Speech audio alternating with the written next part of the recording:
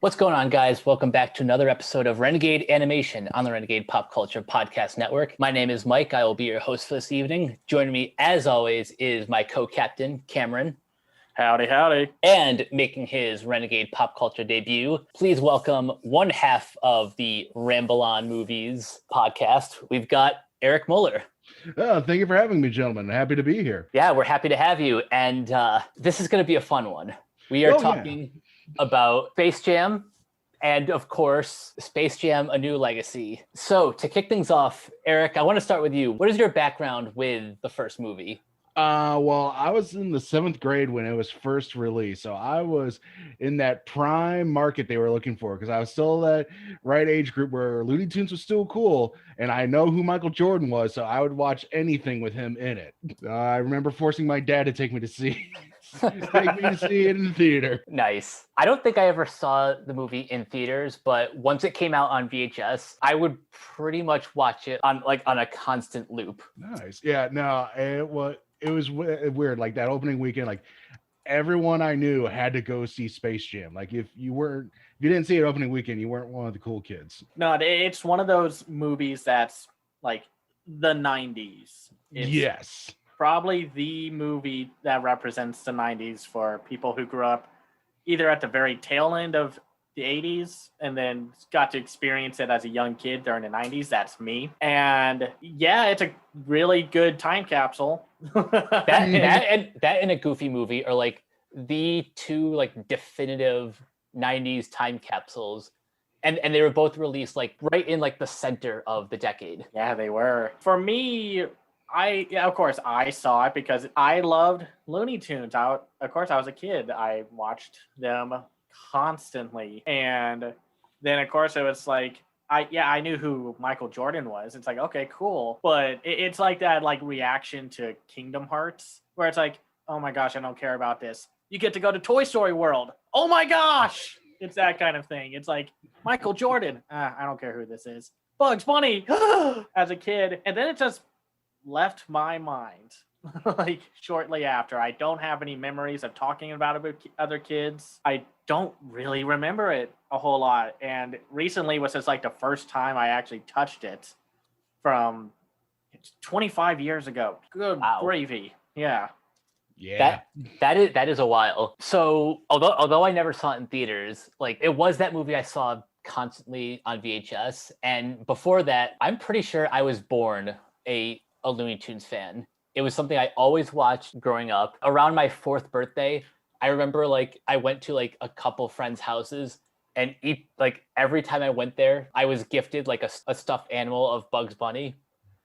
Nice. So as a child, that character was like a hero to me. To some extent, he still kind of is because he was like Looney Tunes was one of my very first fandoms. That still kind of rings true today. I will still watch like a handful of shorts whenever I get the opportunity. And at the end of this podcast, I have a couple suggestions. Hopefully they're all available to watch on HBO Max or Boomerang. But let's dive into the film proper. First of all, its production history is it's fascinating to say the least. Cameron, do you want to break down how this movie came to be? So, a bunch of WB executives saw a bunch of successful Nike ads that had Michael Jordan and Bugs Bunny together and said, let's make a movie. That's, of course, not entirely true of how it happened, but that's basically what happened. In a nutshell. In the insanity of the 90s, someone looked at a commercial and then said, okay, throw, how much money did Space Jam cost? Like $90 million? No.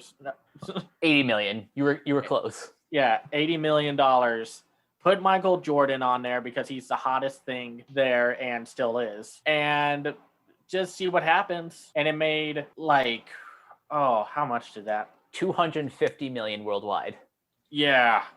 And this was back in the day before anyone could ever hope to reach $1 billion worldwide. So 250 was like, oh man, that's a big deal. And Mike, how are you? What did you think overall before we dive into it? Rewatching it, it starts off on a really awkward note because the very first song that you hear is R. Kelly's "I Believe I Can Fly." Yeah, it's one of those things. Looking back, you're like, ooh. And they don't just play it in the intro. Like that's his like His triumph song. Yeah, it's his triumphant welcome home music. Like once he returns to the baseball field, it makes it doubly awkward. Oh, I'm sorry. They play it 3 times. The third time is like during the credits rolling. Yeah, now that song pops up, and I think this was just a little bit before everything that unfolded before Kelly. So it was just like, oh, look at this stupid, harmless song. Oh, that's kind of cute. And then of course the news came out, and it's like, Ooh. oish. Well, it's also, this was a Grammy Award winning song too. Of course, Yeah. we can't help or choose what's going to age badly Right. in everything. So, But that aside, outside of the fact that as charismatic as he is, Michael Jordan can't act his way out of a paper bag. No, he cannot. At least he's surrounded by like a handful of funny comedians. Wayne Knight is genuinely funny as his wormy assistant, and of course Bill Murray just being Bill Murray is great. yes. But like I don't know, watching this movie, it does kind of take you back to the 90s. This is like as close to time travel as we're ever going to get. Well, especially one part, like when they're in the hotel, he goes in there, he's literally listing off everything Michael Jordan is sponsoring: McDonald's, Wheaties, Hanes, forget some of the others. Gatorade, Nike, all of that. And you're just like, yep, that was everything. Because back then, if you were a major company, you had Michael Jordan as a spokesman. Yeah, I hate to be like a Debbie Downer about all this, but I just don't think this movie holds up at all. I mean, there are a few funny things about it, but I think it's mostly just like, oh, it's based off of an ad. Everything's fine. But now it's like you watching and it's like, man, they held this thing together with paper clips and gum. Yes. Like, it's a miracle that it got actually made, if you think about it. Yeah, and I will give it kudos. It's one of the few films that does the whole 2D animation mixed with live action. And there aren't that many of them for good reason. But yeah, because it's a very difficult process getting like the animation to blend with the realistic setting. I will say, I think like the 2D animation looks fine. I think it all moves pretty well. And seeing all the Looney Tune cameos and the audience and such, like that it's really fun if you're watching like the new HBO Max series and being like, oh, there's that guy from that one and that one, or like seeing the 2 hillbillies or something from that one episode with Bugs Bunny and such. Yeah, there's like a lot of deep cuts in the stands. Like, you had to have grown up watching Looney Tunes or Merry Melodies to understand who some of those people were. Yeah, but I do also recognize that this was 1996. This was like a year or so after, I think Toy Story came out in 95. Yep. This was when like a lot of animation industry people were slowly moving towards digital coloring, and something just looks off about how, I don't want to say like muddy all the characters look, but something about like the shading and the lighting looks kind of weird to me. And then it was also like, oh right, we're still trying to work out how CGI works. And there are some moments where it just does not hold up, even if they try to stylize it, like the car that you see, or like the hover car or whatever it is. Oh yeah, the spacecraft. Yeah, the spacecraft. It looks like it came out of Pluto Nash. Another film. I need to ask. Body horror CGI looked worse: Michael Jordan being like squeezed into a basketball, or Stan getting flattened and then inflated during like the big game? Oh, the stand part. I mean, that just is terrifying, because that's actually like a fear of mine, is like growing big like a balloon like that, or like in a little Big Trouble in Little China. Oh yeah.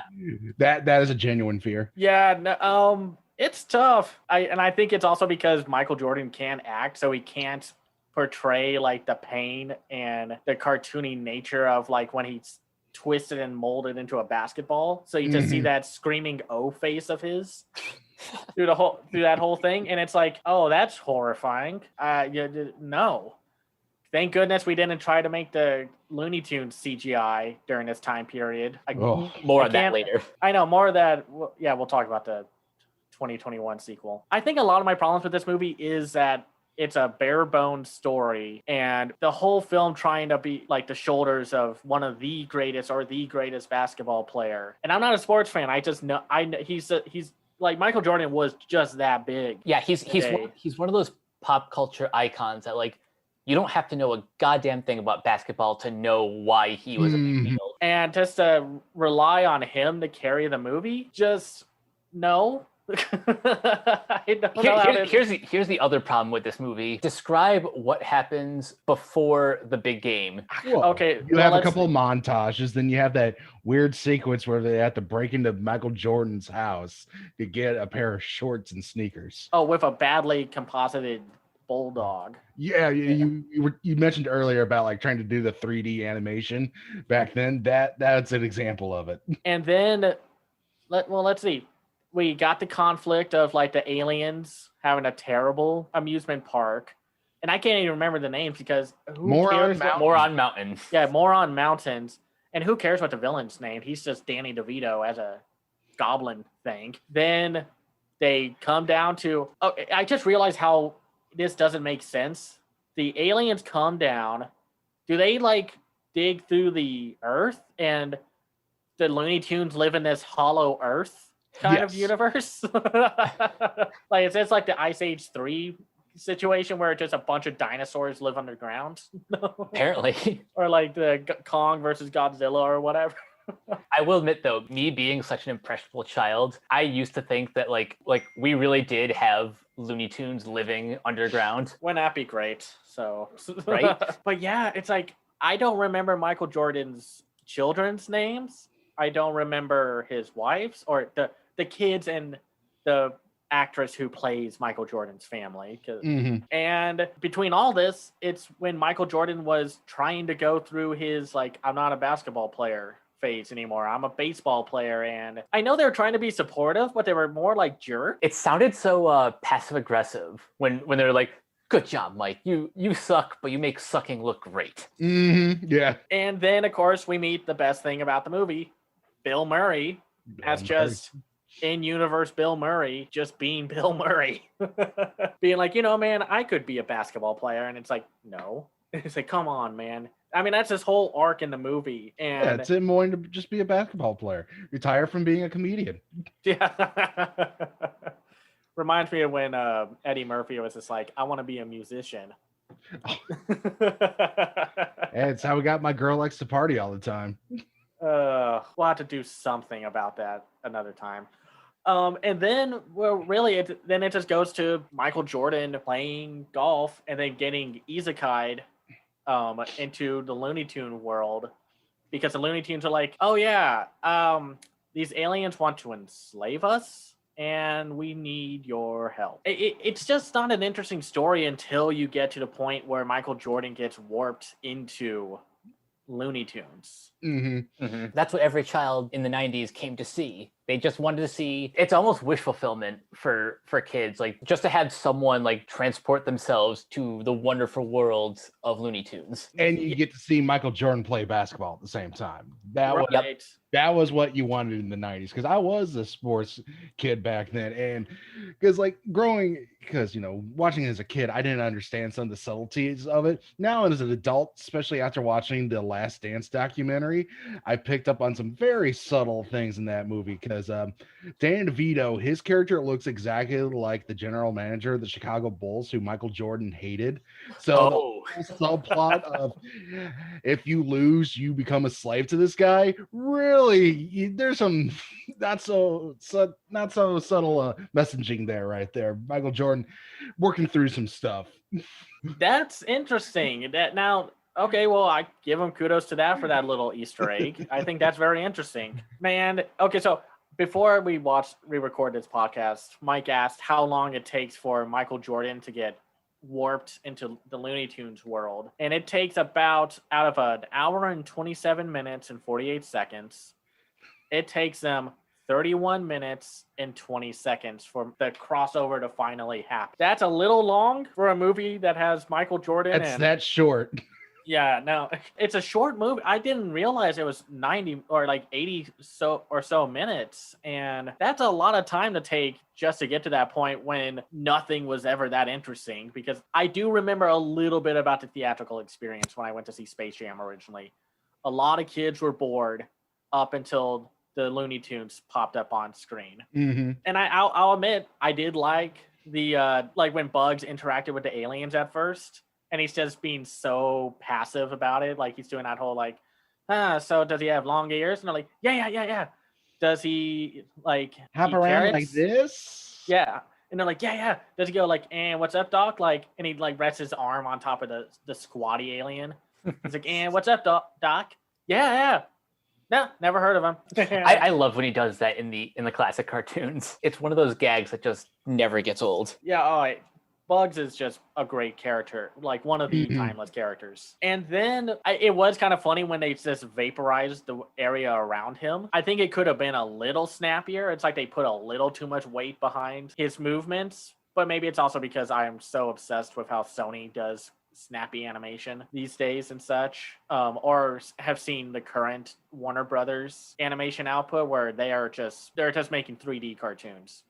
I'm just trying to remember it, like a lot of this stuff that's outside of the major points. One thing we haven't talked about yet is the score, which was composed by James Newton Howard. I just realized this like recently, and it kind of blows my mind because when you think of James Newton Howard, you think of things like The Dark Knight or his work on Disney films like Treasure Planet, Atlantis: The Lost Empire, and even most recently Raya and the Last Dragon. I didn't think like he would work on a movie like Space Jam. Well, the paycheck is good enough. Yeah.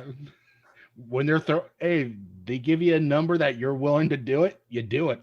But man, I have to say a lot of this mixture of 2D and live action does not look good, especially when Michael Jordan's getting pulled through the ground. Yep. There's a lot of like I can't tell if it's compositing issues or it's just something that it's like he looks so out of place, and it shouldn't really be the case for that because this was years after Who Framed Roger Rabbit, and that one was for the most part pretty flawless. So I don't know if he was just told to act and just pretend there were things around him, or just like basic thing like points when acting and such, but he doesn't interact well with this, and not just because he's a bad actor and such, but I think one of the key differences between Who Framed Roger Rabbit and Space Jam is most of his interactions in Space Jam are like they primarily take place in Toon World, whereas Eddie Valiant is primarily in the real world, interacting with Roger Rabbit. They had to be more practical when these two were interacting. Yeah, and I don't know, it doesn't quite work, and I think that's mostly because Michael Jordan has no charisma. And I mean, I don't know. It's like it's kind of hard, like unfair to pinpoint like everything that's wrong with this movie is on him. But when he's like 50% of the reason you go see this movie, that's a problem. Because the other the voice actors who they got for this film, which to their credit are doing their best, even though I wouldn't call these the best voice actors for these characters, like Billy West, who everyone would know as like Fry from Futurama, is Bugs Bunny. And I don't think he's the best Bugs Bunny. He's pretty good though. He's good. He's not great. Right. I think he's a better Elmer Fudd, who he plays here also. Yep. And then you have D. Bradley Baker, who voices like Daffy Duck and the Tasmanian Devil. And yeah, you can really tell it's D. Bradley Baker if you've seen his work. He's got like a very like monstery, nasally voice, but of course everyone would know him as like he's all the clones in like the Star Wars, the Clone Wars animated stuff, and he's like all the characters from the Bad Batch. Well, I say all the characters because most of the characters are clones. He's pretty much the Bad Batch, yeah. Yeah. And then like you see him in other things like in SpongeBob and whatnot. Like he's everywhere. You've probably watched a cartoon where he's been in it and such and what have you. And then you have like Bob Bergen, who is just one of the great classic Looney Tunes actors. He does Porky Pig, Tweety Bird, Birdie and Hubie, and Marvin the Martian. And then you got Bill Farmer, who everyone would know Bill Farmer as Goofy. And of course, Pop Pop Toad from Amphibia. And he plays Sylvester and Yosemite Sam and Foghorn Leghorn. And I just, I'm a little too distracted by his goofy tone.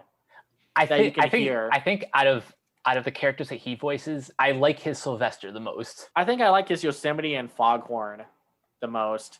And then you have, of course, the late great June Foray as Witch Hazel and Granny. And she was, of course, those characters for like decades. And then you have Pepe Le Pew, who does appear in this movie, voiced by Maurice Lamar. And really, who else outside of the major actors are like interesting enough to pinpoint? I guess we got to talk about her because she's. I was waiting for you to bring this up. So let's talk about the one reason anyone remembers Space Jam outside of the really good theme song. I might hate the movie, but I love the theme. Anyway, let's talk about Lola Bunny, voiced by everyone's favorite TV animated mom, Kath Soucie. Mike, you start first. What's your takeaway from Lola Bunny 25 years after her very first appearance? Here's the thing. She's not really the worst character, but in this movie she has a lot more merit than I think most of even her diehard fans like actually give her credit for. Like, just if we're just talking about the plot and like her involvement, she is the only Looney Tune who is a competent basketball player. So like, there's obviously a reason why she was introduced. Personality-wise, she's the femme fatale, and really nothing more. I think Kath Soucie is outside of Kristen Wiig, who voiced her in the Looney Tunes show and gave her a complete revamped personality. I've always personally considered Soucie to be like her official voice. Mm-hmm. Well, she's voiced them like in multiple like projects and like even like her Lola's cameo in like Tweety's High Flying Adventure, if anybody remembers that. I remember that. And in that short-lived Wabbit series, she was brought back for that, and it's tough because on one hand, when the whole outburst happened with the new redesign, everyone was sharing a fan picture of her and not like what she actually looks like in the movie. She's the straight bunny, or tune, I guess. Like, sure, let's go with that. Yeah, straight tune to the zanier others. But don't you already have Michael Jordan for that? I don't know. Like, she's not the most interesting character, but like the only reason everyone remembers her is because she was the femme fatale, like the hot girl. Because that's what a lot of her jokes are in this movie, is that she's the hot one. And there's just not much else to her, besides being, like you said, the one capable person who can play basketball. In doing a little bit more research on this character, and I give credit to Dave Lee, who pointed this out in his recent video, when Lola was introduced to the DC Looney Tunes comics, she apparently became she gained more of an actual character. Those Looney Tunes comics are pretty good. They've been running those for like a couple decades now. I think they must be up 800 or 900 issues. So if you can ever find those, definitely check those out. And I mean, it feels kind of crummy to be like, oh, she's just the sexy icon. I mean, it's kind of like how people have kind of come back onto the Transformer films with Megan Fox's character, where she was like, oh, she's just a token hot chick that Shia LaBeouf ends up with. But then it's like, actually, she's like the most competent person in a few of those movies, and then got unfairly kicked off. And then, of course, how the internet treated her. Anyway, it's just interesting, just kind of like her legacy as a character, because I feel like after Space Jam, there was like a hard reset of like, okay, let's give her an actual personality. And then, of course, everyone loves her Looney Tunes show incarnation with Kristen Wiig, where she plays a bit of a manic pixie dream girl kind of character, but like a dark edge to her. But then, man, in some ways, I kind of wish this whole film was animated, because then, like, after like we get all the characters together and such, they cut in between, like, where, because the aliens steal the talents from all the major basketball players of that time, and then you spend a lot of time with those basketball players trying to find out what happened to their talents. That might be as funny as some like subtle jokes are. That's where the movie takes a real nosedive. I mean, Eric, what do you think? I mean, I thought the stuff with the basketball players was part of the funniest parts of that film. Like, I think that was the parts included for the adults, so that way they don't try to, who are taking their kids to it, so they're not like, why am I just watching this stupid movie with Bugs Bunny playing a basketball game with Michael Jordan with slavery on the line? It's just because because I was a sports fan. I was like, Charles Barkley, I thought was great in it because he had some great timing in it. His joke about not dating Madonna again, I thought was fantastic. Oh, I thought that was pretty fun. I thought some of those jokes were very funny. Yeah, I mean, I think that's what that was at. It's one of those parts because I remember growing up, watching the Looney Tunes with my dad, and he'd be laughing at a lot of the stuff, and those jokes would go over my head because, back then those weren't meant for kids; they were meant for the adults. Exactly. So that's why I feel like that whole sequence with the players trying to figure out what's going wrong with their powers set to Basketball Jones by Barry White, which I thought was very interesting. It's just one of those things where it's like, I think that was thrown in for the parents. Because again, you got to remember, this was supposed to be a family film, but they do a weird job of trying to balance the whole thing out where it's like literally, all right, we'll give the kids 80%, 90% of this movie, and we'll throw in 5 minutes of jokes that only the parents will get. There's one joke that really sent me. It's the way it was edited with Barry White saying yeah. In the scene where Pat Ewing was in therapy, and his therapist says, like, are there any other areas where your performance is lacking? And he just turns around and gives him that look. Yeah, Barry White is singing, yeah. And Ewing's like, no. Well, see, okay, so there's the thing. It's weird that some of the live action stuff was a lot funnier than the cartoon stuff. Like, right? Shouldn't it be reversed? Because I didn't find a lot of the dialogue jokes. Like, it's like, we got spit, we got balls. And it's like, okay. And then they do a few references in the main game. Like, I remember for the longest time, I thought I think it was the Elmer Fudd and Yosemite Sam pointing guns at one of the Monstars. I thought they were doing a Men in Black reference. And then thought the same thing. And then you rewatch it and it's like, oh, it's a Pulp Fiction reference. Because then they played the song in the background. And yeah, I just didn't find a lot of the cartoon humor funny. Some of it was a little cute and such. Like, I like when Bugs is trying to, like, get, worm his way out of everyone getting enslaved.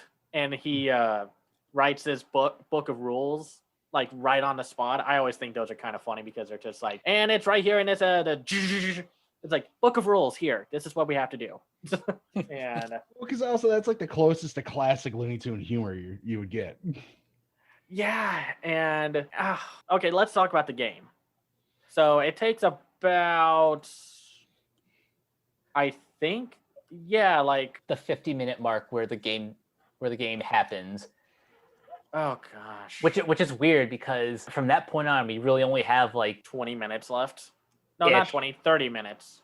Yeah. Well, I guess not counting credits and whatnot, so it's like 28 minutes or so, whatever.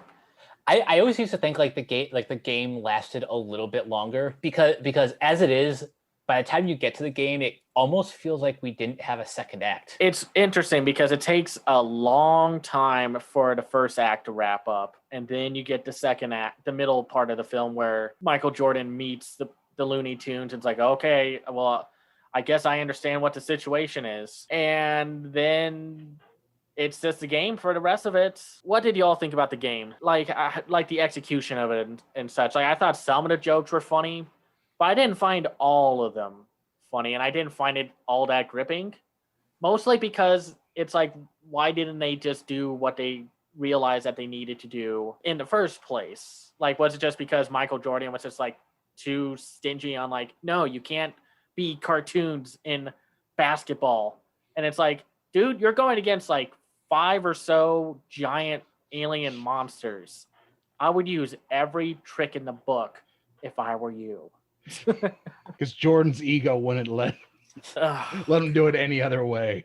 No. That has to be the only reason the way like the game went the way it did. I mean, like I liked some of the parts, like when I was looking through the crowds. I loved seeing the Dover boys. That was fun. And I liked seeing like Rocky and Mugsley and I forgot the mountain lion's name. I liked seeing him. And I liked the scene where they have the little mouse who was not really part of the lineup, and they just threw him in for this one gag when he goes against the tall, blue, lanky, stupid alien. Mm-hmm. And I feel like, was that like the mouse's gag in the original cartoons? I felt like that's how he would talk. Like that's how, like whenever he had, I remember from like 2, maybe 3 different cartoons, like literally that's all he does is you kept talking and going, okay, I really like this, and yes, yes. Yeah, and the alien was like, yeah, yeah. And then just squishes him.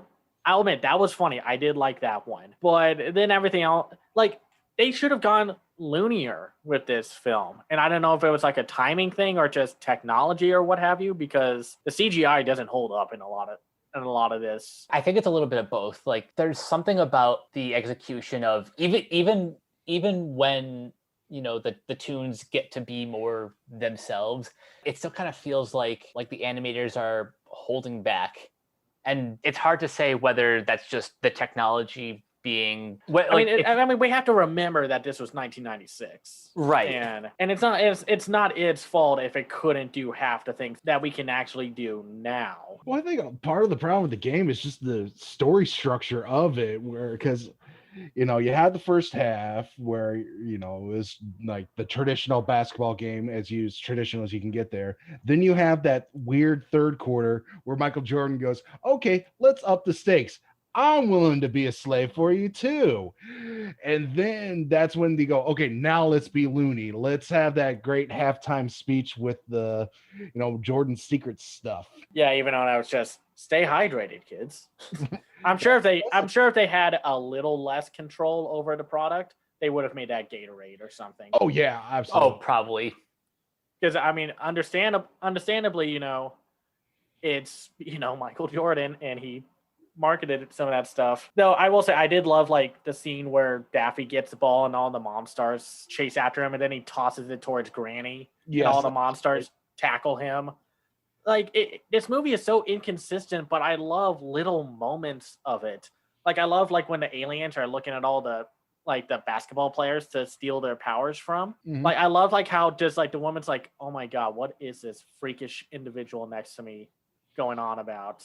And by the way, that's Dan Castellaneta. Yep, sitting in the crowd. Really? Oh, that was him. Yep. And I will say do you all have a favorite gag from the basketball game? Oh, probably when they paint the Charles Barkley alien with his butt red, so that way the bull can come in and run him down. Oh, that's great. I love the bull. Well, I love those shorts with the bull. Yeah. And I think mine was just when Bill Murray comes in to save the day, and he's just like, oh yeah, no, I knew someone. And yeah, producer's a friend of mine. I attempted Teamster to drop me off here. Yeah. And then Dan DeVille's like, I didn't know Dan Aykroyd was in this picture. that was funny. That was meta before meta was really a thing. Yep. Yeah, that was like way before Lord and Miller basically took a sledgehammer to meta humor. Mike, do you have a favorite gag or like a joke from the original film? I think one that gets me every time is when Daffy is like smashed into the purple alien. He's like, but mommy, I don't want to go to school today. I just want to stay home and bake cookies with you. I also like it that same part because he's holding one of them so tight, like when they rip him off, it messes up his face. He becomes like Picasso. Yep. Oh, that part was funny. And I liked when Lola jumped on the face of one of them and just like pulled up all the skin flaps down on him. I don't know. I think they should have gone more cartoony or something. Like I mean, we'll talk about this with the new one. That's what I think like the newer movie did better, was that they did more with the cartooniness nature of the game, since granted they had like a freaking 45 or 55-minute runtime to do all that with, and not just 28 minutes to get it all done. I don't know. Like, do y'all have any other like praises or criticisms? I think we covered about everything. Yeah, I agree. Yeah, no, it's an interesting time capsule. Now, I understand why people love this movie. I understand it's like one of those childhood classic films. It's one of those things where it looks great through nostalgic glasses, but if you take those off, you understand it's a hot mess. Oh, It yeah. is. And to be clear, if you like the film still, even like watching it today and understanding why people say it doesn't hold up, perfectly okay. Nothing wrong with that. Both opinions can be true and correct at the same time. Exactly. Yeah, no, it's a film that I think should have gone further, and I think if they had a different team of people behind it, like I don't think they needed what's his name? He's the guy who directed the Gremlin films and Back in Action. Oh, Joe Dante. Joe Dante. I think he would have gone further, but especially with a film like this, with all like the money put into it and just like the big names and such, I don't know if they would have given him too much more control, because studio shenanigans are a real pain to deal with. Well, because what's his name? Spike Lee. He was actually helping with the development of it, and he actually helped with a version of the script. But Warner Brothers threw that script away because they were mad at him over how he was funding Malcolm X. Oh, Ooh. Yeah. So think about that. You could have had Spike Lee help out with this film, and Warner Brothers said no. This sounds like what was it? Oh, when George Romero was writing the script for the Resident Evil movie, and they just tossed it away, and I was like, thanks. Why would you do that? Yeah. Oh man, if Spike Lee got his hands on this, I would have loved to have seen what he would have done. Maybe he would have told Michael Jordan to show up to work, but but yeah, no, a weird time capsule of a movie, probably doesn't hold up, but it still has its moments. 25 years later, finally get a sequel, and it's kind of hard to talk about this movie, not just because of the really just tiring Twitter discourse that happened with oh god, can you imagine if Twitter was around back? Oh, gosh. good lord. The first one. Like, message boards were already a nightmare to deal with. If like when the original 2000s Teen Titans came out, and what have you and such. But man, Twitter back in 1990, woof. Because this film, like it from what I remember, it bounced around a lot, like for a while. That they were going to make, like, there were a few sequels that they wanted to do, but then of course Back in Action bombed and died in the theater. Like, I remember there were talks like there was going to be a skateboard one, and I forgot if there was going to be like a hockey and a football. I don't remember the hockey or football ones, but I do remember there was a couple different projects floating around. One of them was called Race Jam, which would have centered around NASCAR's Jeff Gordon. The other one was Spy Jam, which would have starred Jackie Chan, but that turned into Looney Tunes Back in Action. You're telling me we could have had a Looney Tunes film with Jackie Chan? I know, right? Jackie Chan too. Oh. And then Skate Jam was the one with Tony Hawk at the center. I think Tony Hawk even like brought this up recently on his Instagram. Yeah, he mentioned like a couple of people called his agent and it's like, hey, we want to talk to you about this movie, and then all conversations kind of went dead. Yeah, and I'll say this, Tony Hawk has a little more charisma than Michael Jordan. It would have been a little better. Maybe I don't doubt it. Maybe a little cringier too, because this was like, if this was going to happen when Tony Hawk was in his prime, this would have been during like the big X Games. Boom. Yes. And such. So, that, I don't know, that would have actually aged worse depending on the situation. Oh, that's a good point. I've always imagined like an alternate future where, say in like 2006, when Bam Margera was like at the height of his popularity, we would also be seeing like Skate Jam in theaters, and that would have been a wild time. Yeah, but then or a Jackass Looney Tunes team up movie. Oh, Right? what? Oh my gosh, I would have loved to have seen that, but I'm sure they really just like they look at that pitch and it's like, nope. This film went like kind of, okay, we're gonna try to make one, and then no, and then yes, and then no, and then Terrence Nance was going to take control of. Hold on, there's a little bit more before that. Go ahead. So I'm on Wikipedia right now, and way back in February of 2014, that's when Warner Brothers officially announced we are doing Space Jam 2. It's going to star LeBron. One of the first directors they had on board was Justin Lin, and that would have been something interesting. Having the director of the Fast and Furious movies, which by this point were kind of becoming live action cartoons anyway. Right, the slow descent was starting. Like I remember when Lin was initially attached to this project. I'm like, oh, okay, this makes sense. The director of a bunch of live action cartoons is now going to make a live action animated hybrid. That tracks. Yeah.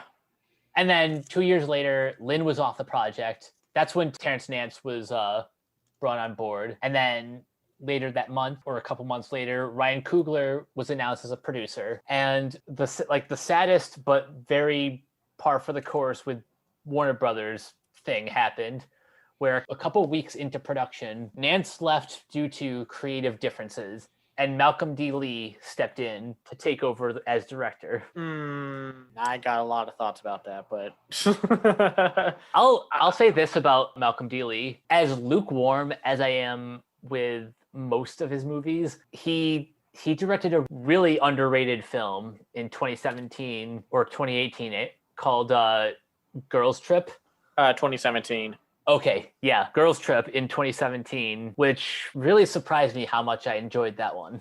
I think that was a big, like, oh my goodness, people really liked it. He also did Undercover Brother, which I love. I know, I really like that movie too. And then, of course, he also did Night School.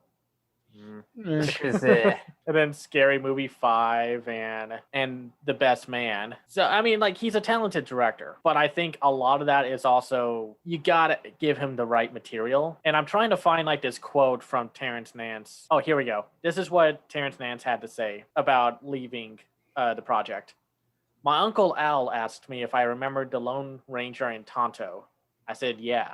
He said, remember how Tonto had all the knowledge? He knew how to navigate the land, how to find water, track people down. He was the genius marksman. I said, yeah. He said, the Lone Ranger was clueless. He totally relied on Tonto and could never survive without him. Yet Tonto, with all of his gifts and all of his culture, was the servant. Then he said, don't be Tonto. I'm going to assume that the behind-the-scenes stuff was not great. Yeah, that does not sound like a mutual departing ways. I mean, that's like it's like that thing that you see like a lot of Japanese production companies do, where it's like you read between the lines. Yes. And, well, we finally got it. The movie that all the nostalgia fans wanted on July 16th, 2021. Mike, start us off. What did you think about the overall movie? To quote the end of my Letterboxd review, largely I think it's fine. It's too competently made to be the worst movie ever, though too corporate to rise above anything other than pretty good at times, but it's also too genuine to be a cash grab. It's complicated. This movie has, let me count them, 6 credited screenwriters, and 4 of them have story credit. And yes, one of those writers is Terrence Nance, who, that must be a WGA or DGA rule where, like, if you had any involvement in the movie, you get a screenwriting credit. Yeah. I think it's based on a certain percentage or a portion that you write, because if you remember with like Ant-Man, when Edgar Wright left, they brought in people to redo the script, but they kept enough of his original ideas where he still got a credit for it. Right. So yeah, there's 6 writers credited. You got Jewel Taylor, Tony Rettenmeyer, Keenan Coogler, which is Ryan's brother, Terrence Nance, Jesse Gordon, and Celeste Ballard. So if at any point you feel that certain jokes don't land while others do, or the tone feels off, it's because there are way too many cooks in the kitchen. I'm trying to find out like what else these people have worked on. And it's just like, that's a lot of writers to have. And yeah, I see. Well, like one of them was a writer for Creed 2, Jewel Taylor. And then we have The Light Thief and Tony Redmayne. And a lot of it just says additional crew, though. Nothing to Ryan's brother only has Space Jam and is also working on the screenplay for Creed 3. So it's not a whole lot of people. Though I assume that a lot of the better jokes came from Jess Gordon, who worked on Rise of the Teenage Mutant Ninja Turtles. That would make sense. And then Celeste Ballard was on like Wrecked, as a writer, Sweet/Vicious. It's just a bunch of random stuff, and I don't. Which best describes this movie? It's just a bunch of random stuff. That's perfect. So, Eric, what did you think about this movie overall? I go back to my main review on this, where I just more or less said, no, this movie continues the legacy of the first film by being a dumb, fun, bad movie. It knows what it is. Like when I saw the first trailer for this, I saw him like going through all those different worlds. I'm like, are these guys trying to make a live action Kingdom Hearts movie before Disney has a chance to? Because kudos to you, Warner Brothers, for trying that. It's basically the, like, how I describe this movie is the Oh My Disney sequence from Ralph Breaks the Internet. Yeah, it's that, but the entire movie. Yes, my emotional experience, I say this as like trying to sound snooty and, like full of the aughts, but I say that as just like my experience from watching it the first time was, well, that was fine. Kind of funny at points, kind of creative. Fine. This is what happens when you make a sequel 25 years later and have so many shakeups. And then I watched it a second time to take some notes on some things because I wanted to call to action some of the people marketing this film. And then it's just like, it's fun in moments, but I'm kind of hating it. Not like full on like, thanks, I hate it. It's like, it's not the worst movie. I have my best to worst of 2021 up. So far. Out of my 34 movies that I have on there, it's at number 26. It started up higher, but then it crashed and burned, mostly because of some of the behind the scenes stuff, and then just rewatching it again. And it's not like there aren't any good elements to it. I think that's the problem. There are too many moments where, for me personally, I saw what they were trying to do, but it just keeps rubbing up against like what this movie is, I guess what it's ultimately become. But I otherwise see, like, for example, the whole family subplot. I can understand why someone like Ryan Coogler would be, interested in jumping on as a producer.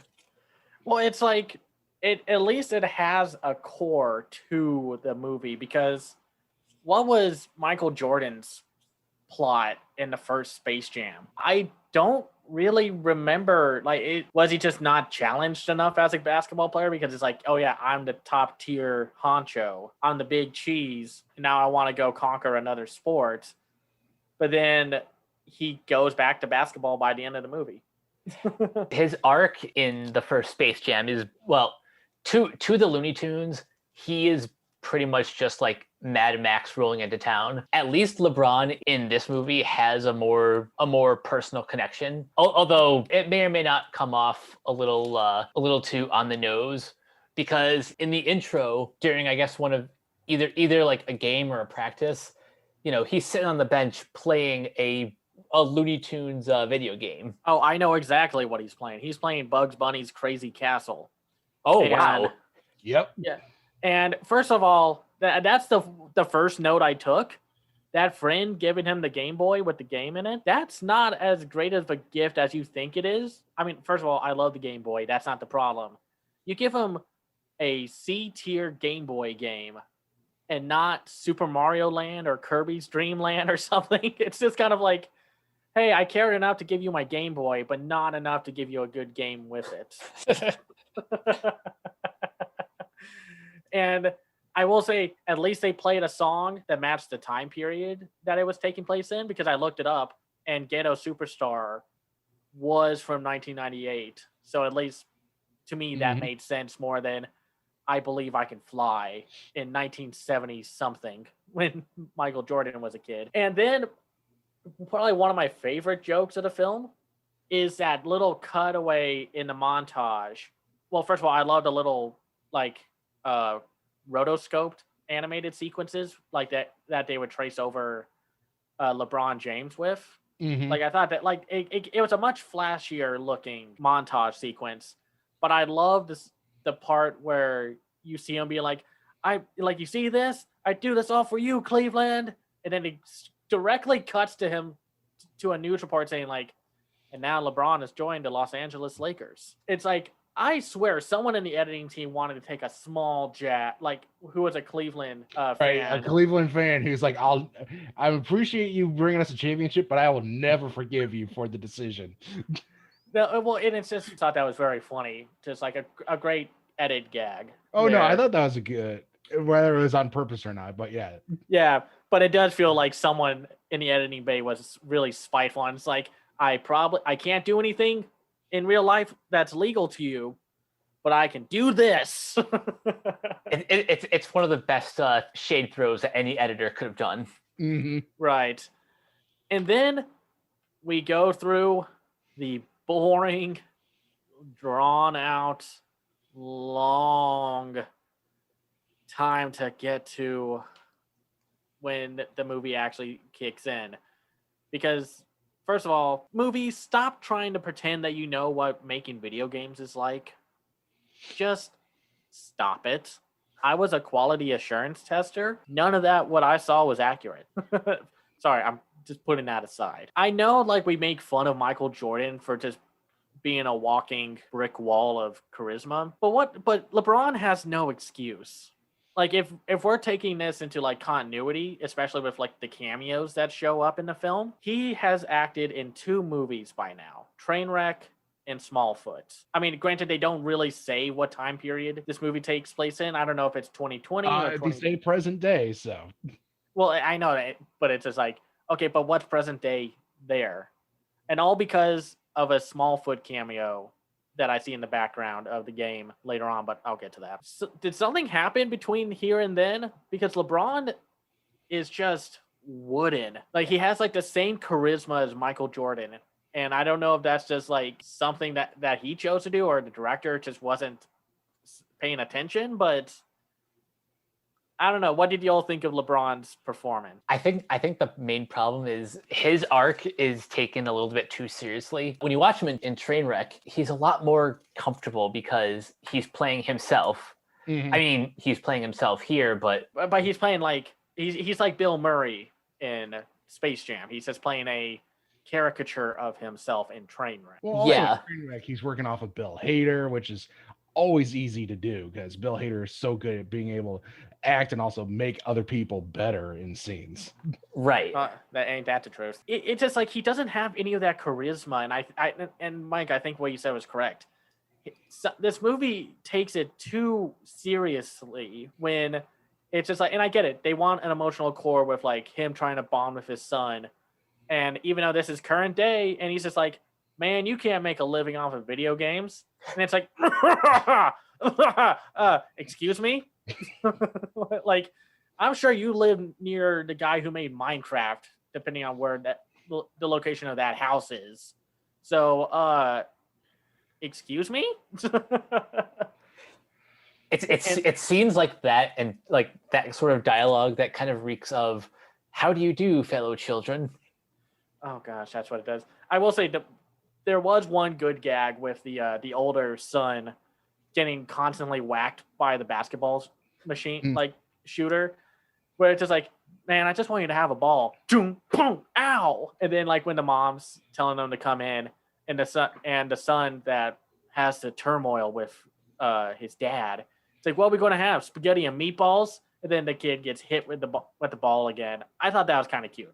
I like that kind of humor. Well, because he asked about like Bron's acting, and I feel like he gets better throughout the film. Because I think what this film is, and I had this revelation this morning while walking my dog, is sometimes people are working through things when they're working on a project. I think for LeBron, his whole arc relates to his real life about him being growing up in a single parent household and him not really knowing how to be a father. So he's going after the only real male authority figure he had, which is his coach, and his coach is telling him video games are stupid, they're a distraction. So that's why they really stress that in the beginning for LeBron.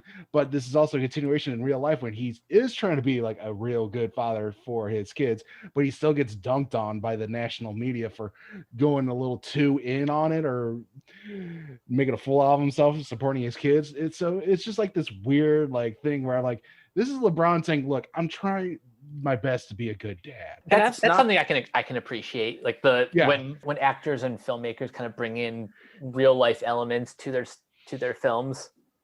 Mm-hmm. Yeah, no, it's like that's why like I give the kudos to the film having an emotional core with that, and at least it's one that you can understand. Yeah. But even it's just also weird to say that Space Jam has this emotional core. Right?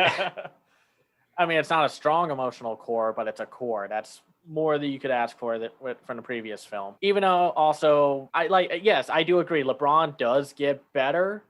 I still think he acts wooden, but at least he gets something to do along with Cedric Joe, who plays Dominic, the younger son. Mm-hmm. But the others like Sonequa Martin Green, who I've seen before, and she's great. Just doesn't get a whole lot to her character, and I don't know. I give her kudos for that line delivery during the game where it's like, you got to win this game for our son. And she does it in a way where you can't, like, the line is horribly written, but the way she delivers it, you're like, you did a good job with it.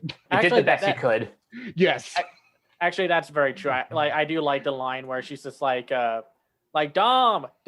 he can't hear you. I'm his mom. He better hear me. Yep. So that I'll admit that was a great line.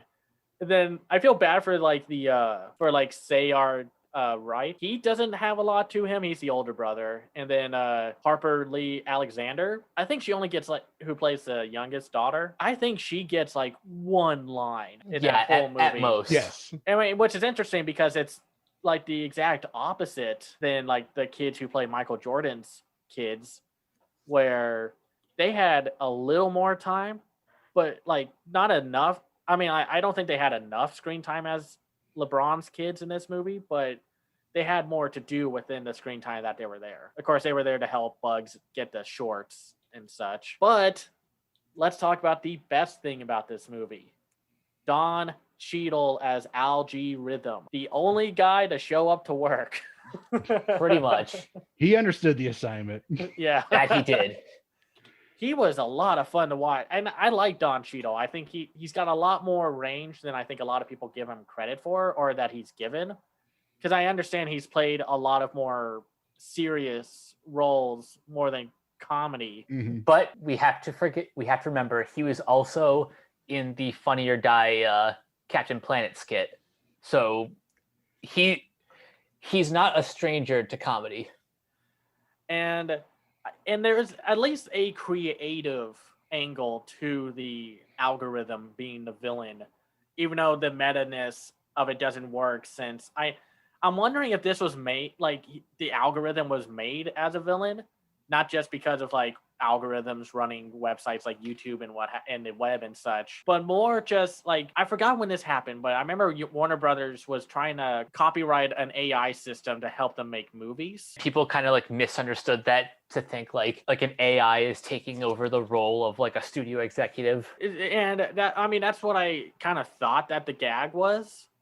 Mm-hmm. And at least Don Cheadle put in 110% into being as delightfully sinister for as a cartoony villain. Right, yeah, he was better than this movie deserves at some point.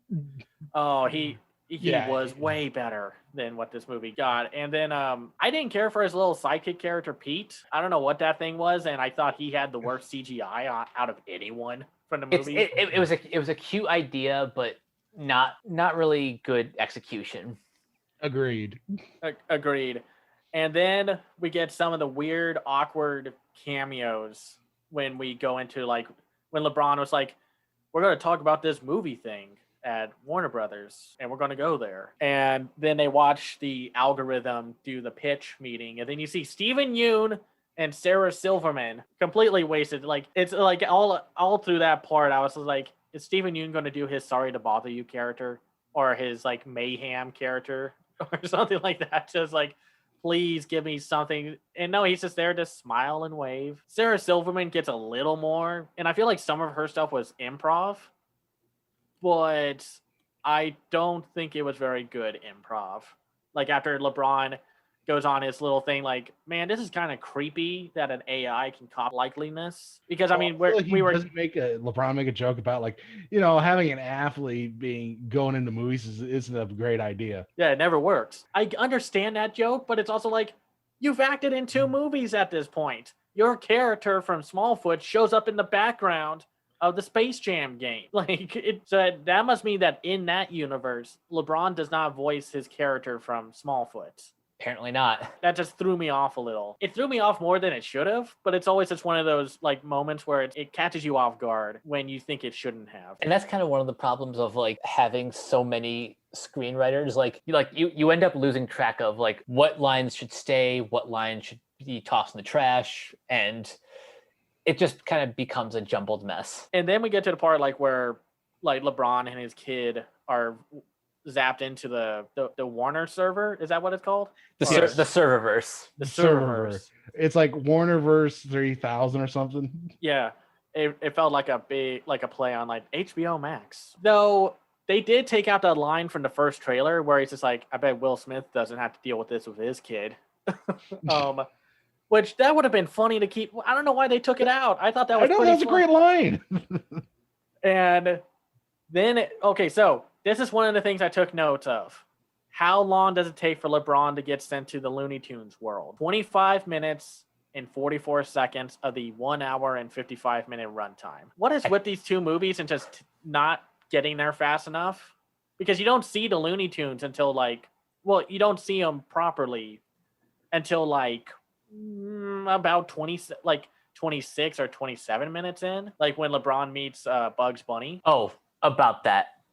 This whole subplot of like getting the band back together. Tell me that's not like ripped right from the 2011 Muppets movie. Yeah. Yeah. You know what? It works in both those movies. It does, though. It's like we're going to talk about some of how Warner Brothers just sludges the film with all the stuff they own. Now, I did like the first little interaction, like how LeBron actually meets Bugs Bunny by doing the classic rabbit season, duck season thing. And I loved when Bugs Bunny turns into, as the internet likes to call him, Big Chungus. Like when he gets all fat and such, which was originally from one of the original Bugs Bunny cartoons when he imitates fat Elmer Fudd, or when Elmer Fudd was really heavy set. I thought that was kind of cute. It's like going to shoot the rabbit. And some of the jokes in this were cute, though. Man, couldn't they come up with a different joke? It's like, oh no, I'm turning into Kevin Hart when he lands into, and he's short and such at first. I don't know. It was just lazy joke, but whatever. This was kind of a contingency from like when I kept up with the production notes of this film, and then Mike and I saw the Annecy preview for Space Jam. What did y'all think about like finally seeing the 2D animation on screen? I thought it looked pretty good on the big screen. I mean, just in general, anytime I get the opportunity to see a 2D animated film in theaters, I'm going to take that opportunity. I don't know how this would have played on HBO Max. Maybe I'll rewatch it later, but I thought the animation was okay, not stellar, at least not after a few hours removed from seeing it. But it played pretty well on HBO Max. I didn't have time to go to a theater because of work. Yeah, I saw it on my TV. It looked pretty good. Now, for like the animation itself, I will give them kudos. It did not look as muddy as the original film. Like I think going the brightly colored route was a much better decision than doing like the darker colors and such from the original film. And then, well, I think some of the lighting made it look clunky, and it was like this with the original film too. Like some of the lighting made it look a little weird. You learn about shading, like shadows and light in filmmaking and such, and animation and what have you. It was like they always had a constant shadow on them when there was no reason to at points. And then we do the whole thing that kind of pissed everyone off. The whole like traveling to the different universes. Yes. Now, on one hand, I loved the DC superhero one. I loved seeing Mike, who was the guy who worked on the Batman and Superman cartoons? Oh, Bruce Timm. Yep. Yeah, Bruce Timm. I love that they used that look for everything in DC world. It was a little funny to see LeBron get cast as Robin. Like, I'm Robin? I'm freaking Robin? Though I guess, even though it would have been fun or maybe too on the nose if he got Jon Stewart Green Lantern, which is weird because Jon Stewart does show up, or at least the character does. Yep. And seeing Daffy and Porky try to do a fake traumatic incident thing, it's like, we got to stop this train before it hits an orphanage. Of course. I thought that was cute. And really that's all because of like how good Eric Bauza is as Daffy Duck. And Eric does Porky Pig too. Yep. Interesting. Well, and this is weird because Mike and I are watching the HBO Max shorts right now. It's like Eric Bauza and Bob Bergen and Jeff Bergman play a bunch of the different characters, but now it's like it's kind of reversed. Some of them play the ones that the others play. Yeah, in this movie, Jeff Bergman plays Bugs, Sylvester, Yosemite, Fred Flintstone, and Yogi Bear. And Bauza plays Daffy, Porky, Foghorn Leghorn, Elmer Fudd, and Marvin the Martian. Which I love Eric Bauza's take on Marvin the Martian. He is probably the best voice for Marvin. Yeah. So, and then we go, like, of course, we go through Mad Max Fury Road where we see Wile E. Coyote and the Roadrunner, which I thought that was kind of cute. But did they, recreate the scenes, or did they, digitally put them into the movie? I think they were digitally inserted. Yeah, digitally inserted. Okay, that's interesting because it was just also interesting to see that one low-key, deep-cut Looney Tunes guy, the bandit guy who's gone against Daffy when Daffy was like in the Western cartoon and such. Oh, yep. As Tom Hardy's character. And then we go to Casablanca where we see Yosemite Sam because, of course, his name's Sam and the famous line, "Sing it, Sam," which I thought that was pretty funny. It's like, oh, man, you got baggage, lady. I respect that. I mean, what did y'all think about the combinations and such? Like, we saw Foghorn in Game of Thrones. Yeah, like I say, winter is coming. This wasn't the part that annoyed me with the IPs because, like we've talked about this and it's been said on Twitter. Looney Tunes has been kind of a marketing thing for a few decades, like beforehand. Yep. Like, yeah, sure, we love watching the old cartoons. But then you get older and you realize, like, oh, I see what this is. To expand on that a little bit, right from like the early like Looney Tunes and Merry Melodies shorts from the 30s, the Merry Melodies especially, those pretty much were only made to serve as like animated music videos for Warner's extensive music publishing library. Mm-hmm. So like each one of those shorts was like pretty much exclusively devoted to bringing one of their songs to life. And like a lot of those old shorts used to have like just caricatures of the famous comedic celebrities that were on, or just famous people in general.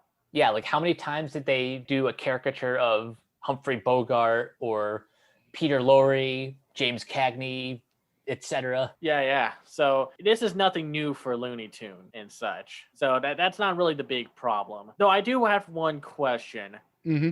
When we get to Wonder Woman, where Lola is, and we'll talk about Granny being in the Matrix in a second, why is Wonder Woman separate from the DC universe? Honestly, that's a really good question. Well, she also shows up briefly in the DC universe. I think it was the DC animated universe for that one, and then for some reason they're trying to stick to the Wonder Woman DCEU, even though it was animated, which is weird, but I think that's what they were trying to go with. And if you want something like trippy about all that, Rosario Dawson is the one who voices Wonder Woman in this film. Yeah, and she's voiced Wonder Woman in a couple of the DC direct-to-video movies. Yeah, so it's really weird. It's this weird meta-ness of just like everything.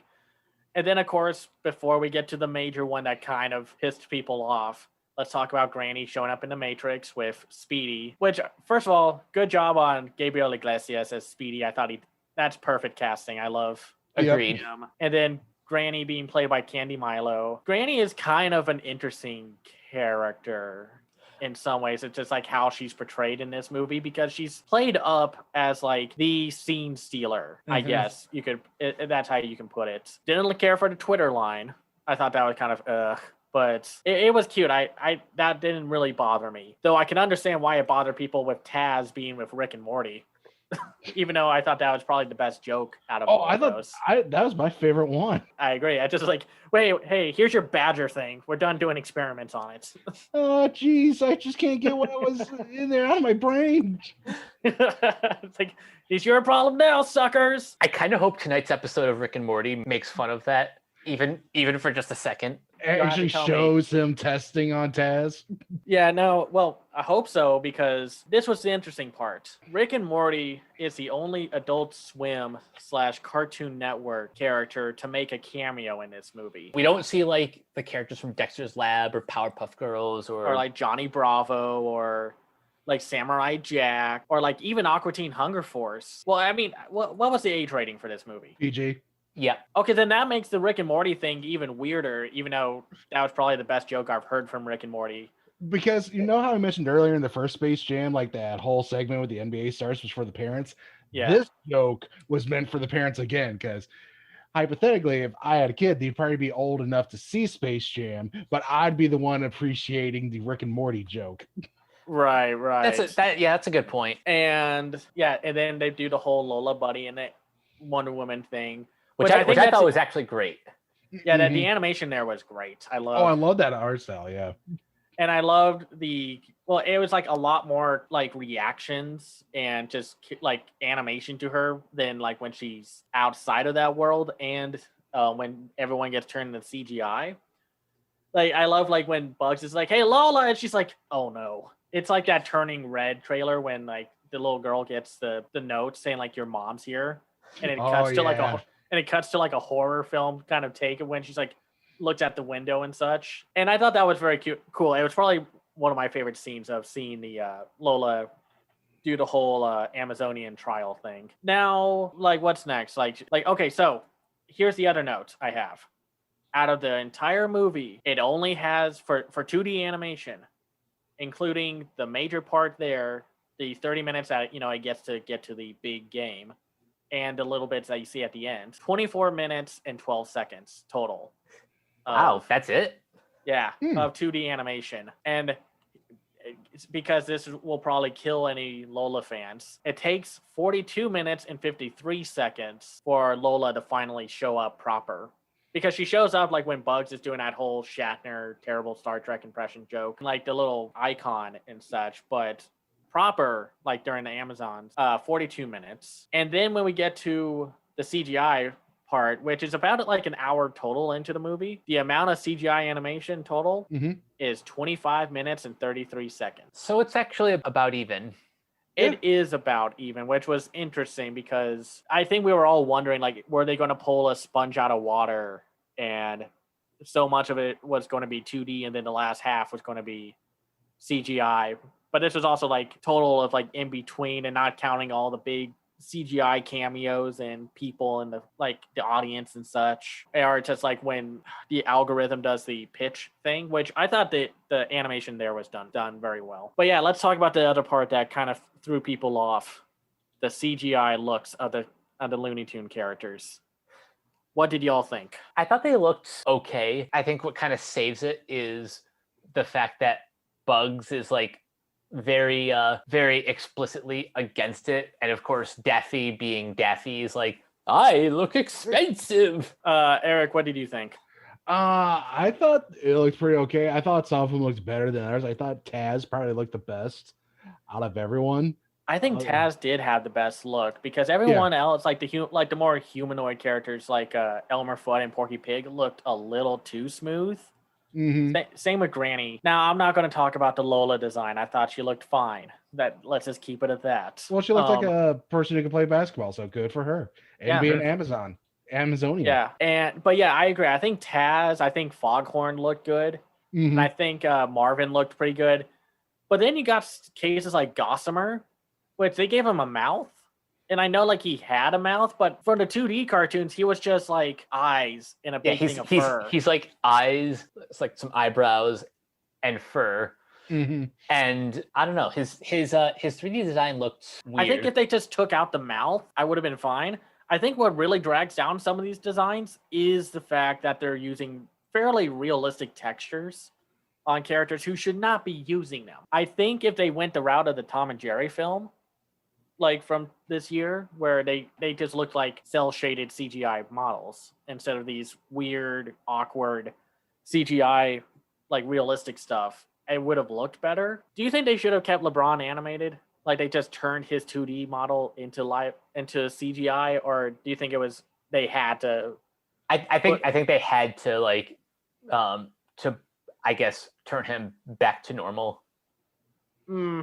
Yeah. Because then otherwise you would have had to make like when everyone gets warped into that game, like everyone from the real world, they would have had to gone CGI too. I guess the thing was, it's like he was a cartoon though. Like he didn't come into Looney Tunes world as live action and then warped himself to be a cartoon. When he comes out of that Nike hole in the ground, which that was kind of cute. I'm not gonna. I mean, it was kind of like eye rolling product placement, but whatever. So I guess that was just interesting to me.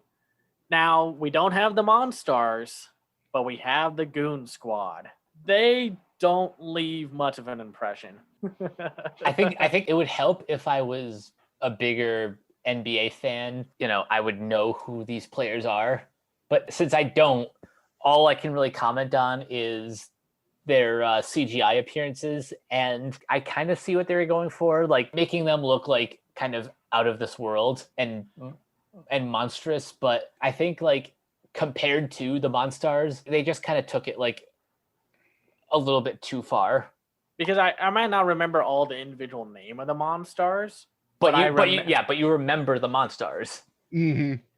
Here it's just like these look like very generic video game characters and such, which his son, LeBron's son was working on a generic looking video game, even though it looked like a pretty fun NBA Jam kind of thing. Did they explain what happened, like how they got the likeliness of all these characters down and such? So what it was is LeBron was doing a charity thing and his son was there, and his son asked the players like, "Hey, can I do a scan of you for my game?"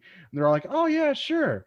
And then when that scene with Algae Rhythm, where they're going through and improving like the sun stats, that's when they start combining the players with animals and all that stuff. I was like, I mean, the Monstars, like, yeah, I don't know their names, but I know their looks. They, like, I hate to say they're iconic, use that term, but they're memorable, as opposed to these where, like you said, they're just generic monsters you would see in a video game.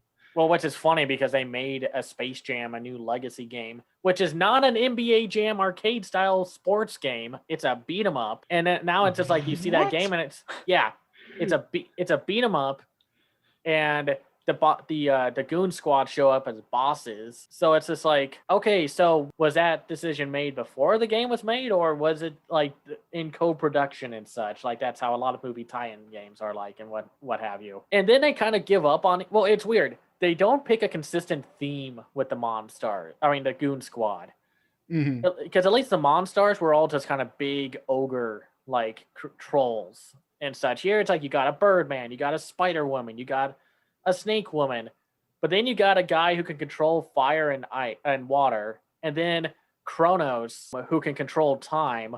Which, why was he not in the game in the first place? Right? Yeah, exactly. He's like he's like the OP character that you can play on single player, but then in multiplayer, it's like you can't play as him. But yeah, not much of an impression. And it's sad because I saw this a few times on Twitter and Facebook. What if they just did a Lego Batman and just got a bunch of supervillains from all the different IPs that Warner Brothers had in the serververse and make that the new Goon Squad? Like you could have had like I thought that's what when I was reading the description of when the details of the movie was first coming out. I thought that's what they were going to do. The Why team would have else? been like the Joker, Pennywise. like the Mask, Yeah. or you get the people from the Clockwork Orange film. Like, what the heck were they doing there still? Anyway, I mean, like, yes, you can't have a Space Jam film without a basketball player playing with Looney Tunes, but I kind of wanted to see what a basketball game with King Kong, Superman, and the Iron Giant would have looked like. Yes. That would have been extreme. That would have been more fun because then it makes Bugs Bunny look kind of like a dick for like going against LeBron's requests about like who to get. I mean, I don't know. That was just kind of me. I mean, it's not like a major plot point or it's something that ruins it for me, but he's just like, he goes like, why not just tell him, just get your friends back? His mindset during this part of the movie kind of bugged me because it goes through the same motion of, oh, we can't play at their level. We got to be traditional and play basketball how I play it. Dude, you're going against a guy who's made of fire and water. Step it up. And then of course they had that moment in time where they're like, oh man, we're going to lose. We're all going to fail. And then they get pumped up and they go out there and they do the same thing they did in the first film. Yep. And even Bugs makes a reference to that. It's like, isn't this kind of familiar? I mean, I guess they needed some kind of conflict between Bugs and LeBron because LeBron wants to play traditionally while Bugs is like, but we play like Looney and Zany and fun. Well, let's also not forget the great joke in halftime. We're like, guys, we got Michael Jordan. Oh gosh, I was actually kind of expecting Michael Jordan to be there, but then no, Sylvester got Michael B. Jordan. I still would have picked him up. It's Mike. Hey, you got Killmonger. I know you don't own him, but come on. Well, I mean, he's seen in the Creed movies. I mean, he's in great shape. Oh, that's true. And I wish Michael B. Jordan had a better joke than just be awkward and such. I thought that was pretty cute. That it is kind of nice that like that Michael B. Jordan is like showing up to support his friend because Ryan Coogler is a producer, so he's like, yeah, sure, I'll stop by for like a day. Well, yeah, that's what this felt like. Like he shot it during a lunch break. That's why he was eating popcorn. It's just like. It's like, hey, Eric, put this on. You can eat. You can keep eating your popcorn and just do this for 5 seconds, and then you can go on your way to whatever, like Creed 3. And then they do the whole thing where it's like, oh, they actually start doing well in the game because they're loony. Why didn't they do that in the first place? Because that's when the basketball game got fun. I mean, at least that's when I started to kind of enjoy the movie a little more. Like I love like the water got wet fire going like with the ball, and then Gossamer just super absorbs him like a sponge. Yep. Like I thought that was fun. It's like when they started going the more cartoony route with the game, that's when I thought it was at its best. Same. And then of course when they bring Kronos back onto the field and Granny goes against him, of course the marketing really played up this part, and they played Granny up like to be the scene stealer and didn't care much for half of her jokes. But I will say a lot of Granny's big comedic set pieces were the most literal example of how do you do, fellow kids. Well, it was like they were trying to make a meme out of it, when it's just like you don't make a meme by forcing it into existence. You do it by people getting caught off guard. But you do have her make a Chappelle Show reference, which is also weird. Which one was that? Game blouses. Oh gosh, that was like, if I didn't know about all of these zany moments with Granny, I think they would have impacted me harder. I just would have reacted to them better. Same. Word like you, when you mentioned like, the advertising for it, like really playing around, was like, I don't want, Granny, who's one of my least favorite Looney Tunes character, to have the more screen time over my favorite Taz. Taz had the best part of the game when he literally turns the world around for Brow to score in the opposite basket, and he's like, wait, what?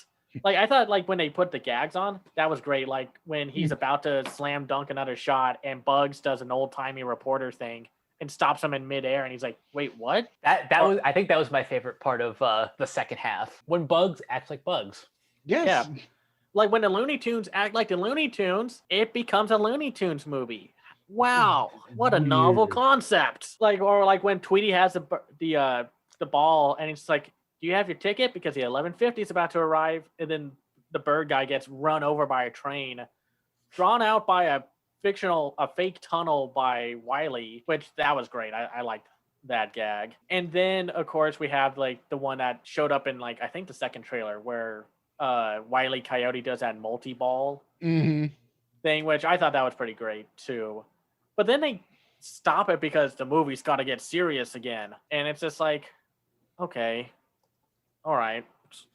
I see. I think that's the problem. They keep wanting this movie to be taken seriously, and it doesn't work because you're not there to watch a movie be taken seriously. And then there was the whole Porky rap. I've seen that scene out of context and in context 3 times now. That was just so try hard. I'm sorry, that was not good. I mean, I liked the little moment where they reference that whole meme where everyone goes like, "Oh snap!" Then you see Tweety glide across the screen, like going, "Oh!" But other than that, stop trying to make the Looney Tunes rap. It's not funny. They've been And trying you know what? since the 90s. They've done this before on the soundtrack. Billy West recorded a Bugs Bunny rap written by Jay-Z called Buggin'. Oh my gosh. And I kind of wish they used some of the other characters there. Like they didn't like Yosemite Sam and Foghorn barely didn't do anything. They were just there because they had to be there. Like that little training montage at the like when they get all the characters together and it's still 2D. Like Foghorn did a lot more there than in the rest of the movie, which was just kind of interesting to me. And then I'm sorry, I just love Foghorn. I just love his character and such. I love that when they're trying to play basketball, he gets one of those old time football uniforms on and charges across the area. Like I thought that was funny. Like, I mean, what do y'all think? Like, do you think they needed to get serious during the last part of the game, or do you think they were just from a save the cat narrative perspective? I kind of understand why the serious moments come where they do, but this is a Looney Tunes movie. We don't need it to be this serious all the time. Let the Looney Tunes like have the wheel. Which is always the problem with these Looney Tunes films. They try to we can't just make it just about them. And it's like, you can. These characters are timeless, and most of the time the human characters are not good. I mean, like, for example, Lola Bunny is the only character to have a celebrity voice in this film. Zendaya Coleman plays her. Either she didn't know what to do with the character, or there was just not enough to Lola as a character in the movie to do a lot with, because we've seen Zendaya be funny and creative and charming. Like she's great in Smallfoot, where you see her character in the background. Anyway, I think it's just one of those things where they know Lola is a known property.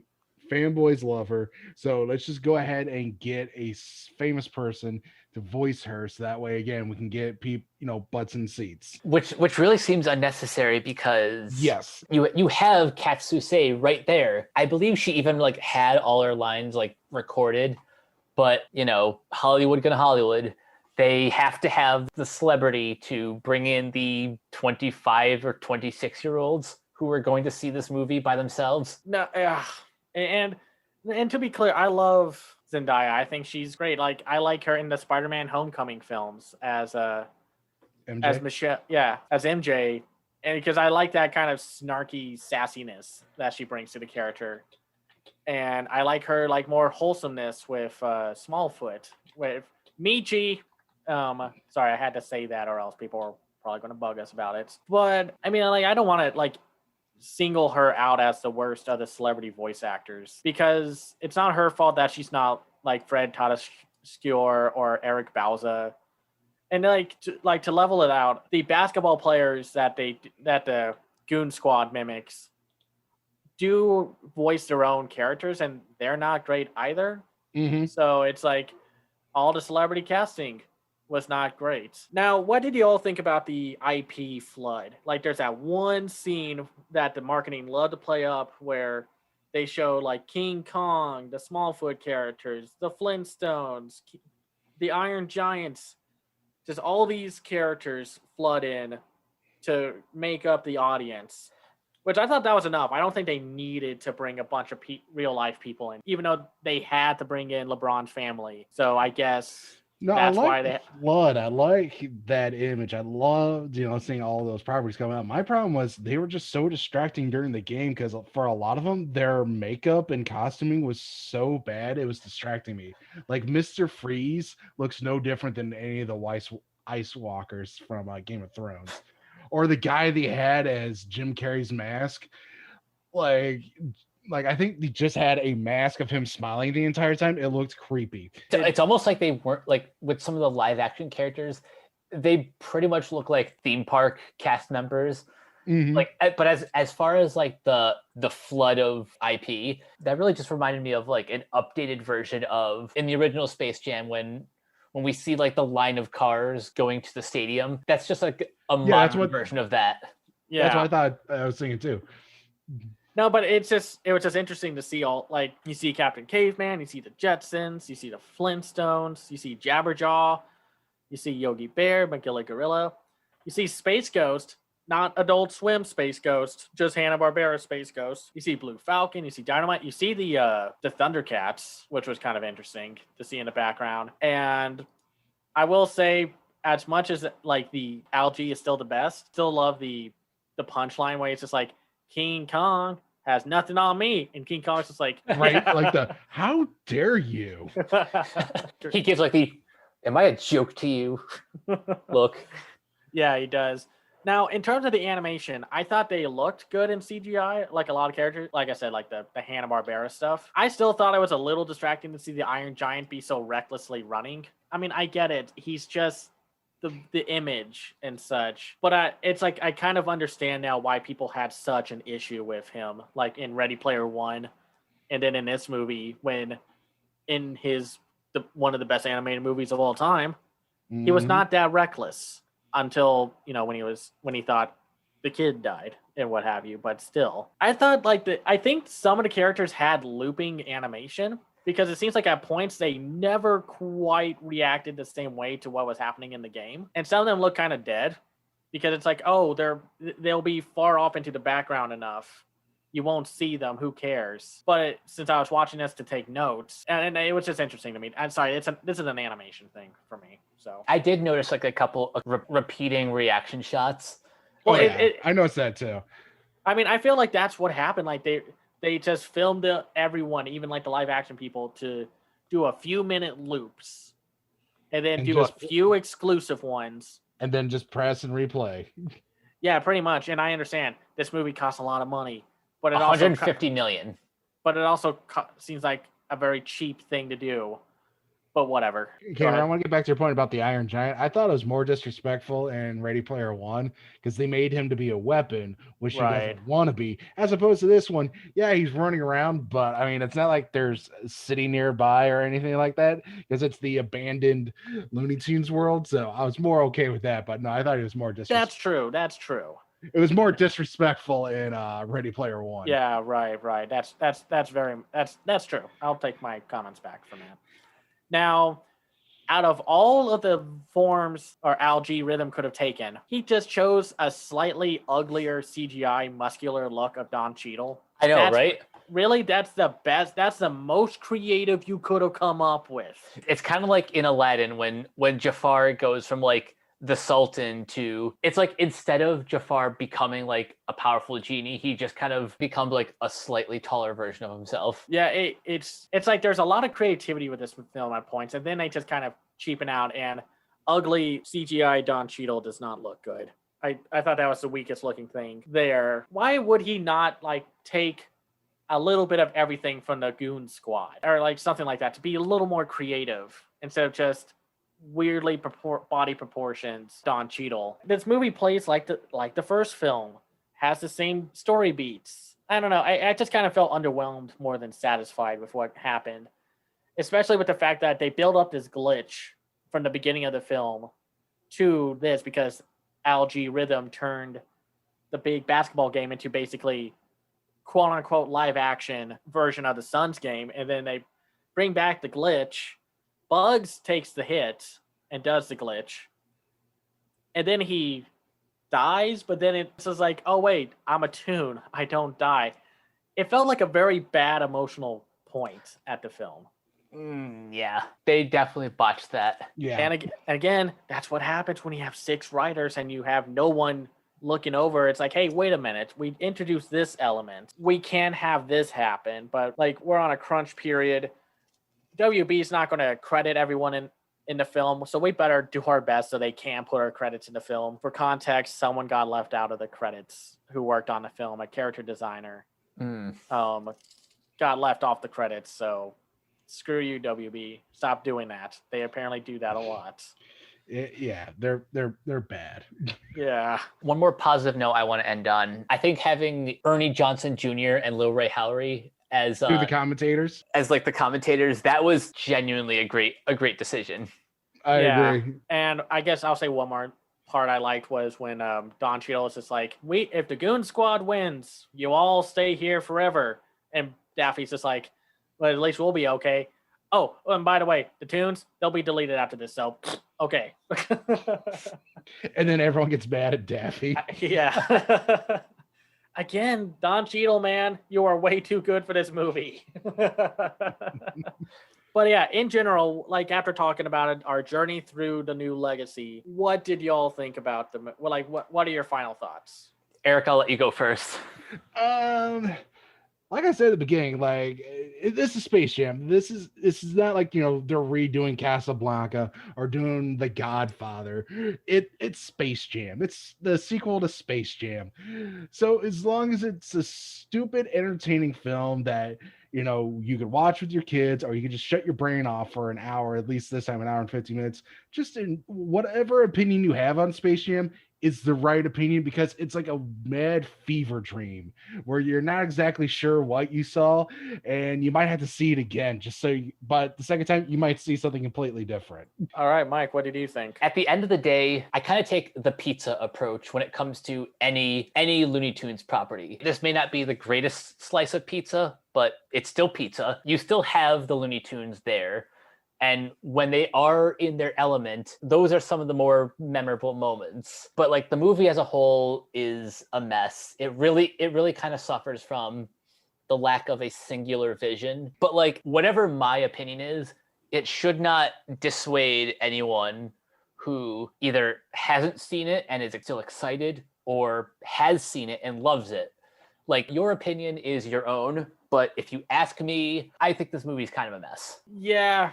Outside of some creative moments and when the Looney Tunes are able to be the Looney Tunes, it's a film that's a little too long at 2 hours, or almost 2 hours. A lot of the humor doesn't work. The story is a retread and it doesn't fully have the emotional core it wants. And it's kind of flooding of the IP, and just its lack of taking advantage fully of that leaves me to like, it's underwhelming to me. But I still had fun. And of course, this is just us, some young adults talking about this. Of course, kids are going to love this. They're going to have a blast. Mm-hmm. Like, don't take our word and be like, you're dumb if you take your kids to this. No, if they want to watch it, let them watch it. I could think of a lot worse animated films to watch from this year. So, like, I've seen some dreck. This is not one of them. So it's fun enough, but there's just not much to it for most people. So that's all I have to say. And now we move on to the recommendations segment of the show. And of course, I'm going to get my two obvious ones out of the way. For a specifically Looney Tunes recommendation, I think PJ would kill me if I didn't mention Looney Tunes Back in Action, which, as I mentioned before, was initially conceived as a Space Jam spinoff called Spy Jam, starring Jackie Chan. But then that kind of morphed into what we got instead, which was still not really a perfect movie, but at least it does the best job of capturing the essence of the Looney Tunes. And, you know, it's got a great cast.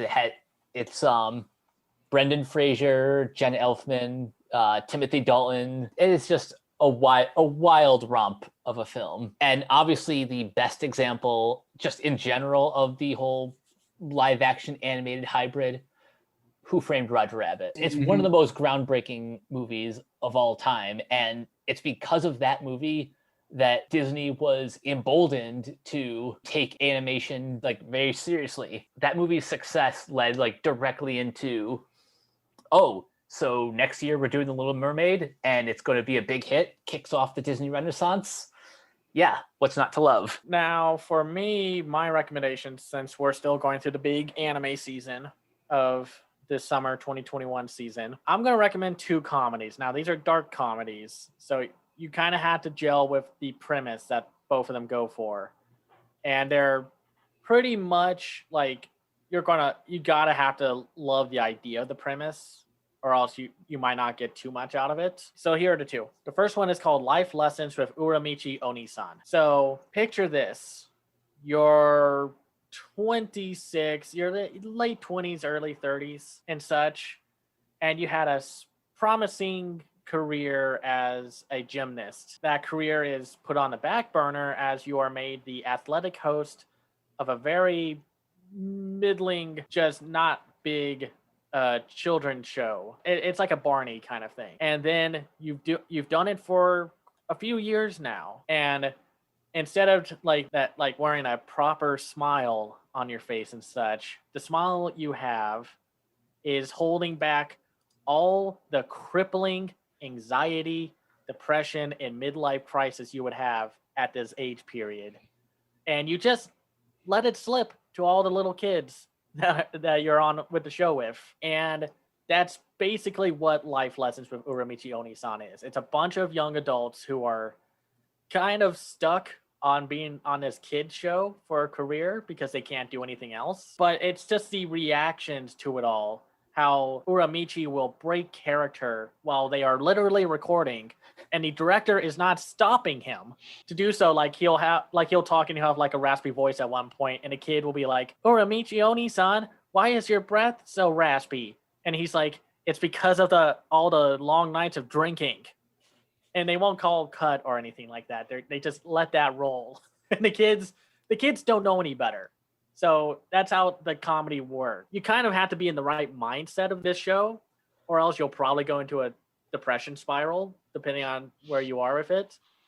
But I just find it funny because all the young adults are all like, "Hey, everyone, all the kids, yay, clapping and having fun." Or it's like one of them's just like, "Oh my gosh, I need to get the heck out of this relationship with my boring, not funny comedian boyfriend." And then the most handsome and, how to word this, like capable individual has his mind constantly in the gutter. And it's this weird but delightfully off-putting dark comedy that I think really works. It's not the most animated show out of this season, but it doesn't have to be. It's more about the performances and the jokes and just the situation. I find it constantly funny, but that's just me. The other one dark comedy is an isekai called The Dungeon of Black Company.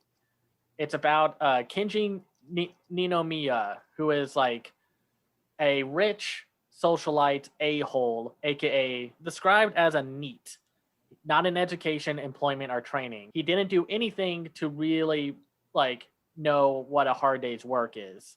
And yet he took advantage of a bunch of different economies overseas and now is super rich. He gets transported into a fantasy world, into kind of like a steampunk era kind of fantasy world. So there's still magic, but there's like companies and mining and what have you. And gets put into a black company, which is definitely, like, if you know about that term, it's basically companies that really put people in not great working conditions, working for very little money. And it's turned him into like, okay, I got to make enough money to get the hell out of here. And I'm going to do whatever I can. And then, but the show is also like poking at that system by using the fantasy archetypes. And it's funny. I mean, if you're into like Konosuba, that kind of dark, cynical humor, or like It's Always Sunny in Philadelphia dark comedy, picture any like of your favorite black comedies and such like that. You kind of have to have that mindset when going into this show. But it's very funny, and the character is actually learning to be a better person. So I'm glad about that. These two sound right up my alley. Yeah, especially that second one. Yeah, it's really funny because he's just like, he's standing in the middle of his like high, like at the very top apartment or condo. He's like, man, I don't have to work a day in my life. I could just sit around and just do nothing. And then a hole opens up behind him and he falls into it on accident. And I can understand why some people are like, oh, I am not gelling with this at all. Both are very funny. They're both on Funimation. So if you have that streaming service, you can find them there. And that'll be my recommendations. Eric, you got anything to recommend for our audience?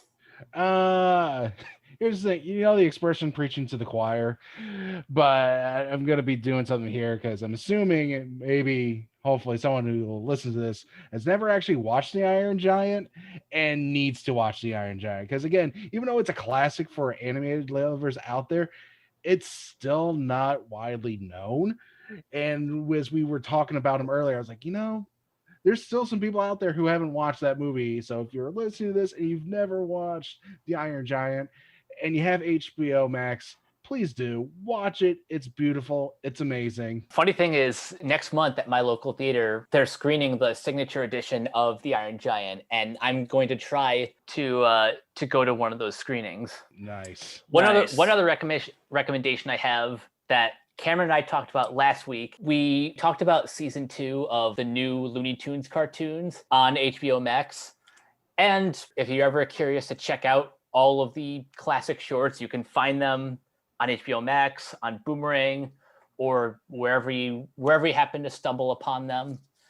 So yeah, we gave you a lot of recommendations this week. And next week, we'll be talking about the new Netflix animated series, Master of the Universe Revelations. Yay. So that should be a fun time.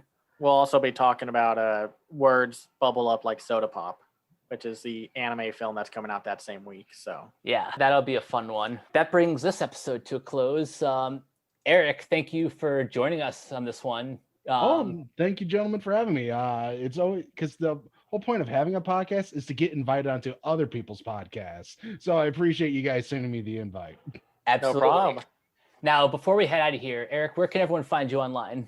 You can find me on Twitter at handsome_cheese. You can also find me as part of the Junkin Network, the PJ Campbell Network, with Ramble On About Movies, and I also hop on some of their other shows as well. Nice. Cameron? You can find me on Twitter at twitter.com/camseyeview or at camseyeview. I run my own website called camseyeview.biz, where I review animated films and shows called The Other Side of Animation. I am, well, of course, the co-host of this podcast. You can find. I also have a Patreon at patreon.com/camseyeview. If you like my work, you can support me that way, and that's where you can find me. And you guys can find me on Twitter at CaptainK42. You can check out all my quick thought reviews on letterboxd.com/CoachK42. You can find me in all the various Facebook groups just at my name. You can check out Renegade Pop Culture on Facebook and Twitter at Ren Pop Culture. You can also look for us on Podchaser. We will have a Patreon coming soon. Details to be determined. You can listen to all of our podcasts on Anchor, Spotify, Apple Podcasts, wherever you listen. And last but not least, everything can be found at renegadepopculture.com. Need an escape? So do we. That'll do it for this installment of Renegade Animation. We will catch you guys later. Peace out. Bye, everybody. Bye.